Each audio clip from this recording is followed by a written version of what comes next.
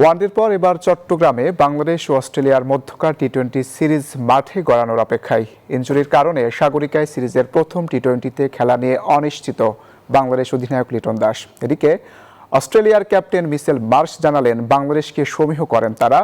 দু দলের লড়াই শুরু দুপুর 2টায়। ফুটবল বিশ্বকাপের মাঝেও এক ফোঁটাও রং হারায়নি বাংলাদেশ অস্ট্রেলিয়া সিরিজ।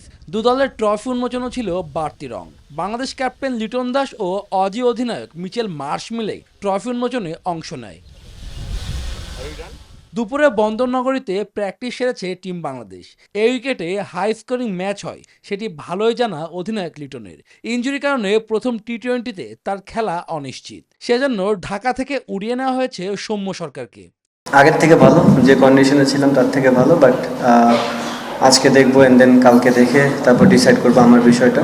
আর অবভিয়াসলি আপনি যখন একটা বড় দলের সাথে যখন ভালো ক্রিকেট খেলবেন, নট অনলি যে সিরিজ জিতা, আমরা 3টা ম্যাচে খুবই ভালো ক্রিকেট খেলেছি, সো এটা একটা প্লাস পয়েন্ট। অবভিয়াসলি ফরম্যাটটা ডিফারেন্ট, আমাদের টিমও ডিফারেন্ট, তাদের টিমও ডিফারেন্ট। একটা বেটার গুড সাইড যে আমাদের মোস্ট অফ দ্য প্লেয়ারই ওয়ানডে ক্রিকেটটা খেলেছে টি-20 সাইড থেকে। এদিকে ওয়ানডে সিরিজ হেরে বেশ ব্যাকফুটে অস্ট্রেলিয়া। এবার টি-20তে জয়ের স্বপ্ন দেখছেন তারা। প্র্যাকটিস গ্রাউন্ডে তাদের চলে অনুশীলন। বাংলাদেশ দিনে দিনে বেশ উন্নতি করছে, তাদের বোলিংও দুর্দান্ত, বিশেষ করে পেস ইউনিট। নিজেদের কন্ডিশনে তারা সমীহ জাগানো দল, সব দলই সেটা জানে। দুদল এখন পর্যন্ত একবার টি-20 সিরিজে মুখোমুখি হয়েছে। 2021 সালে মিরপুরে অনুষ্ঠিত সেই সিরিজে 4-1 ব্যবধানে জিতে নেয় টিম টাইগার। শুভদেবনাথ, নিউজ 24।